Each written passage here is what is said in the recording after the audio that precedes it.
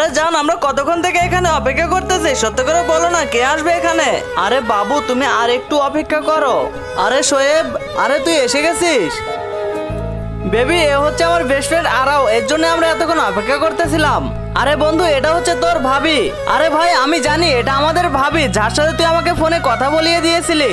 আরে হ্যাঁ ভাই, আমরা এখানে দাঁড়িয়ে আছি কেন, চল ওখানে গিয়ে বসে কথা বলি। হ্যাঁ চল, চলো।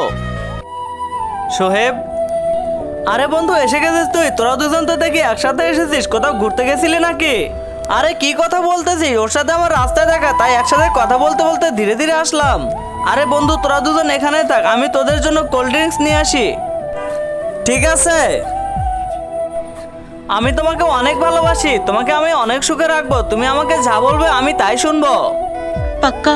हाँ। কিন্তু তার আগে তোমার কাছে কোনটা সব থেকে বেশি দামি, এক বস্তা টাকা নাকি মা বাবা? যদি মা বাবা হয় ভিডিওতে একটি লাইক করে চ্যানেলটা সাবস্ক্রাইব করে দিও। লাইক সাবস্ক্রাইব যদি তুমি না করো তাহলে আমি বুঝে নেব তুমি মা বাবাকে একটুও ভালোবাসো না।